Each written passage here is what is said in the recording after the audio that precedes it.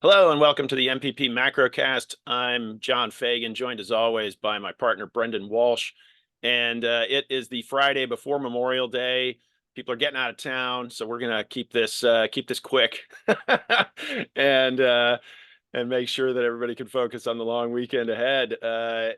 Brendan, this week was kind of a good week ahead of the holiday weekend here. Not too much went on, but we did have kind of a change in the winds around expectations for Fed policy after the stronger than expected purchasing managers indexes for the U.S. and globally, and some pretty hawkish tones coming through in the release of the minutes from the last Fed meeting, which was April 30, May 1. Yep. What do you make of the price action here? Yeah, it definitely kind of took back a little of the optimism from the week before, where the inflation data kind of pointed towards the PCE price index, which is their preferred measurement, coming in, below what the CPI was, because they use the different components from the CPI and the PPI. So the market treasuries, rallied the week before, and equities took it very well. Also, on top of that, earnings had been, pretty good. So that was part of the reason why equities are doing well. And then this week we got the Fed minutes, which show that they're still very concerned about inflation. And around the minutes, basically every outside of Powell, Fed governor, spoke. So and they all kind of stuck to that script, while rate cuts might be justified in the future, they're concerned still that they don't have inflation under control, and as of now, monetary policy kind of is correct. Yeah. And then you also had a kind of unique event too, where NVIDIA, has very much driven a lot of the tech performance over the last couple of years based on their AI. So there's huge expectations around that. NVIDIA did really, really well, and actually, blew it out of the park, and even their guidance was better. But I think expectations were so high that even that wasn't a catalyst to drive. NVIDIA did fine, but the overall market focused more on the Fed messaging rather than riding the coattails of one single AI stock. Yeah, those preliminary May purchasing managers indexes, both in manufacturing and services, accelerating faster than expected. That caught people off guard. Yeah, I think that really and it kind of swims against the current that we've been seeing in recent data, whether it's retail sales and and some of the other readings that we'd gotten in. We'd seen moderately softer U.S. labor market, non-farm payrolls readings, not weak by any stretch of the imagination, No, but just slowing. Yeah. trending lower. And we'd seen this the city surprise index. We wrote about this in the looking ahead Friday publication a couple of weeks back. About it's an index published by Citi that basically tracks the quantum of upside and downside surprises and kind of weights the importance of various economic data inputs. And so that went negative for the first time in a very long time, just recently, showing that on balance there were more downside surprises of larger magnitude for more important data than there were upside surprises. And that I think is definitely what the Fed would want to see, right? They can't have Yeah, a soft exactly. landing Yeah. without softening. We've said that before. And this idea of the economy reaccelerating, perhaps with those very forward-looking preliminary purchasing managers indexes coming in for May, that always gets the market thinking about, well, maybe the Fed isn't not just like on hold, but maybe they'll have to hike again, and that Yeah. definitely blows a chill into risk assets. And also with the PMIs, those are global readings. Each country kind of has their own. And globally here in Europe and Asia, we're fairly strong. So you're not seeing you're seeing, especially the manufacturing sector, kind of doing quite well. Yeah, and the idea though that had been kind of brewing up, and we talked with John Dick from Civic Science about this, increasing levels of not exhaustion necessarily, but sort of cracks in the armor of the U.S. consumer. Yeah. Some lower consumer sentiment numbers, some weaker retail sales digits that were coming through, and the commentary from some of the large retailers. We had Target come out this week, mega retailer Target, to talk about their first quarter earnings, and it wasn't particularly positive. It was about. Yeah, and Target also announced that they're lowering prices, not on everything, but especially on in their grocery store, to try to help the consumer. Um, so they're essentially eating into their margins to lower that, to try to, keep the consumer, rather than the price of those goods are going down. Yeah, so Though I think. the CEO of Capital One, Richard Fairbanks, they reported, and he was saying that and that's not a bad, cross current of America, because they have, a nationwide credit card portfolio, but they also are a bank, so they make loans and have deposits. And he sees their customer, doing quite well, very simply because everyone has a job. So a lot of people have eaten into most of their COVID savings, but now he said, their saving rate is back to what you would expect, normality, with somebody that has a job that pays, whatever, $200,000. And so on the back of these economic signals, futures markets have recalibrated, and not just the economic signals, but what came out in the minutes. Now, obviously, you have to caveat the minutes, and the concern therein expressed about the inflation situation predated the release of April's inflation numbers. The meeting was Right. April 30 and May 1st, and we got those mid-month, in May. So the Fed is going to be And able it's to also see. important to put in perspective the magnitude. The 10-year, was at, we're basically where it was today at, 4.57, and it had rallied down to below 4.5 last week, and now it just kind of went back to where it was. Yeah, and it bears in mind, bears remembering that the Fed is going to get two more big inflation prints before the July Exactly. meeting. So the June meeting is June 12th. So that seems like, that No one's is even talking rock about it. Yeah. solid. The Fed's on hold, and they're And that's not very far away. yeah, they could just A mail couple of that one weeks. in. Nothing's Yeah. happening. Everybody knows it. But the next one is 31st of July. So you're Yeah. going to You get get your. that. Yep. And so that if you've got that softer inflation reading as we saw come in April, and then you get a continuation of softening in May and June, I think that puts July back in play for the first rate cut. I know it's way out of consensus now, but it's where we've been since last December. That's our start of No, but it is a rate really good cuts, our point. guess on start of rate cuts. No, because usually Fed meetings are kind of in the middle of the month, which really isn't ideal, because the data often gets reported in the middle of the month, so they haven't been able to see it all. So doing it at the end of the month in July is very helpful for them, where they'll have that, the May and the June, not just inflation, but really all of the data from those 2 months.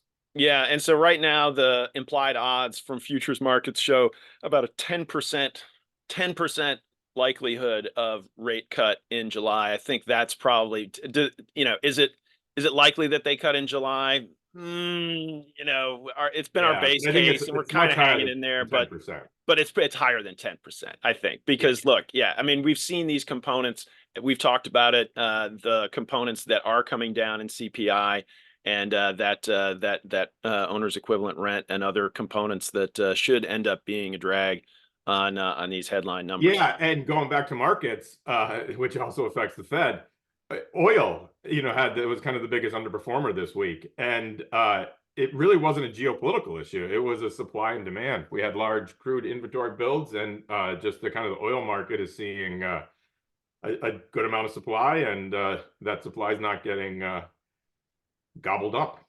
Yeah, it's been pretty impressive to see the stability of oil prices. Just looking at the chart of U.S. benchmark West Texas Intermediate, we've been in for the past year, we've been in a gently sideways kind of Yeah, $20 barrel. It ticked up as high as not around little over 90 last fall, yeah, but we and got haven't as even low gotten as close to 100. yeah, You and know, got as low as down into 70, to we've the been in end of the that range, year. yeah. Yeah, this year it's just been ranging basically between 85 and 75 for the most part. And that is, that's a pretty favorable, it's a pretty favorable kind of level as long as it's not trending, in upward or downward sideways is the preferred direction of oil prices. And yeah, it speaks to, with everything going on in the world, if you just given me a preview of the geostrategic problems happening in the world and asked me where oil prices were a year ago, I would have probably told you 100. But yeah, the supply, as you mentioned, that supply factor is impressive, and this is happening at a time when expectations about Chinese growth are going up. Beijing has been on the stimulus train for a while now, coming out with some additional stimulus measures to shore up the property market early. That was last week, and I want to direct everybody, all of our listeners, to the Macrocast from last week that we did with Logan Wright, who's the director of China market research for Rhodium Group. Very insightful there, and he's got a relatively upbeat view on Chinese growth, at least for the near term.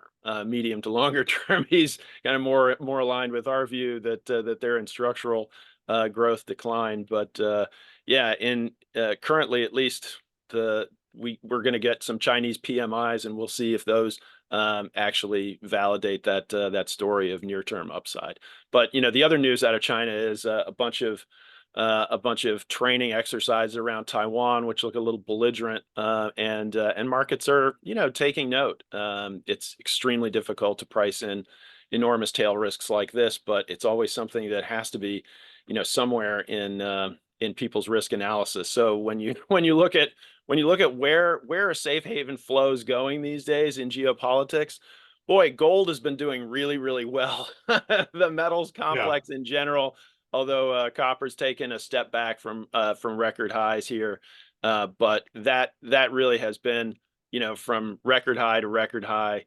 Gold prices have really come into their own here as a geostrategic hedge. So let's see what else is coming down the pike. Yeah, so next week we've got the Fed's preferred inflation metric, core PCE prices, along with personal income and personal spending. That's probably the main event on the U.S. data side. We're going to be getting those China PMIs, as I mentioned. What else are we looking out for? We got some housing data coming up next week. Yeah, that's really it. It's kind of a quiet week. Uh, because the components of the PCE come from the CPI and the PPI for the most part, you can kind of compute it. So the market's already priced in that it'll probably be a 0.2, and that'll lower the year-over-year rate. But in terms of like not necessarily the markets trading next week, but probably that China PMI is probably the most important reading for the global economy that we're going to get. Yeah, it will be interesting to see. I mean, the issues that Beijing has had with stimulus, one of the things that was less encouraging was the last couple of months of economic data showed some weakness in particularly in the consumer side. And we saw Chinese credit numbers not looking as exciting. That's always a bellwether when you look at their total social financing and new renminbi loans for the month. Those went into a much much depleted level. Although seasonally April isn't the strongest month. It's not totally unexpected to have it come down, but the totals that they showed were pretty dismal. And again, always got to be a caveat: the sort of out of trend dynamics that we've seen in these latest PMIs around the world, and in this Chinese credit number, for instance. You can't read too much into one data point, and maybe back to trend from there. So the first of the major central banks that are about to embark on rate cuts, it looks like the European Central Bank has taken the lead, Yeah. and they look like they are ready to go in June. They don't have a stagflation problem the way that England does. They don't have the economic strength that is buoying prices through stronger demand in the U.S. they've got a much clearer path to rate cuts. Of course, they speak with many different many different mouths in the ECB officialdom. And so we certainly hear the traditional hawks sort of warning the markets that one cut doesn't mean you're going to start cutting at successive meetings, one after the other after the other. It is going to be a meeting to meeting, but in reality, the European Central Bank looks like they're well on track to get that started, that process of easing started in June. There was a sense And that also this is actually a very interesting point in terms of methodology. The ECB, is ready to cut, especially because their inflation measurements, justify it. But the only reason that our measurement is so much higher is because we include housing in ours where they don't. If you strip out housing from our measurements, we're basically at the same rate as Europe, back down to that 2% rate. So it is kind of interesting from a policy perspective. The data you look at, certainly, and how you compute that data plays a big role in the decisions you make. it's a really good point. And one of the places where the data was supposed to cooperate but didn't is the UK. They got inflation figures coming in this week that were hotter than expected, a little uncomfortable for the Bank of England. And so, amid all of their political uncertainty and in the shadow of the upcoming election, it doesn't look as though the Bank of England is going to be in a position to get going on rate cuts at the June meeting like everybody had expected. And so that got pushed back pretty abruptly back into the summer and maybe beyond. So and I'm sure the Bank of England must be very nervous about the fiscal situation in London, because apparently the government can't even afford umbrellas. Yeah, that was quite a performance. He looked like he swam to the podium. Put up an umbrella, and you won't get all wet. Yeah, it's England. It never rains. I mean, why would you be prepared for rain in England? It's just There's no sayings about that. beautiful, sunshiny climate. So. Yeah, I London and remember being LA, told. they have the same. That's what the joke is, right? When I moved to London, I was talking with this English guy, and he gave me some advice. He said, "Oh, the weather's not that bad." He said, "Oh, just go about your daily whatever you want to do that day. Just prepare to be rained upon while you're doing it." And I was like, "A picnic?" He was like, "Of course, rainy picnics, marvelous." Raindrops falling in your Pims. Anyway, so the Bank of England, our bet has been that the Bank of England and the Reserve Bank of Australia are going to follow the Fed, actually, rather than front load the Fed with rate cuts, with the Fed going in July. But obviously, July is a little bit wobbly for the Fed. September looking like where the odds are collecting, even though it's still now it's a coin flip after the latest data. And we've got one central bank around the world that is completely out of step.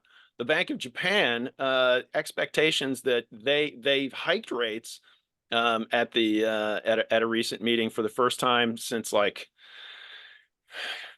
gosh, I can't even remember when. I know, It's a very long time since they've hiked rates, and they brought the target rate out of for the 10-year. They brought the target policy rate positive for the first time since, I think, 2016, and they're the expectation is that the Bank of Japan isn't necessarily, normalizing or raising rates because the economy is so great and inflation is taking off, but more because the yen is just a punching bag against the dollar, and that's not usually what you want to see as a central banker. And so, our expectation is that the Fed does get into the rate cutting business in July and kind of bails the Bank of Japan out so they don't have to do another rate hike. But they've got to play, this cat and mouse game with the market, trying to signal that maybe rate hikes are coming to keep the market guessing about it and to keep the yen from, falling much further. It's already at multi-decade lows against the dollar, and threats of intervention have had, as they usually do, only fleeting supportive impact for the yen against the dollar. And the latest economic data that came in on the trade side showed a deficit. That was not a happy outcome for the yen. And as we speak, we're up at 157 to the dollar. I've sounded like a Japanese tourist bureau before. I know, now's the time. Macrocast, great time to visit Tokyo. Yeah. Magnificent food and scenery and culture. And at 157 yen to the dollar, it's a bargain. Absolute bargain basement. So not as weak as it's been. Not at record. Not at lows for the year that was 158. But boy, we're awfully close to that level. And everybody watches the previous low. And if this current trend takes us through it, then one would assume that the Bank of Japan will at least start muttering under its breath about rate hikes. Gonna have to. It's out of necessity. Let's see. Anything else to kick around before our holiday weekend, Brendan? The Celtics, Turkey held I guess. rates at 50%. So what's that? Turkey held rates at 50%. So if you're complaining about your central bank, you could live in Turkey. Central bank independence, people. You don't appreciate it until your interest rates are at 50%. Exactly. So other big news: the Celtics winning games that in the past they haven't won. A tight one. That's the first game two in forever. Yeah, winning a tight game and a game two. I barely know this team anymore, but I can't say I'm not pleased. So excellent. Well, everybody have a great, all our U.S. listeners have a terrific holiday weekend. Have a pleasant Memorial Day, and we will see you next week. Thanks for listening to the MPP Macrocast. You can find us online at marketspolicy.com.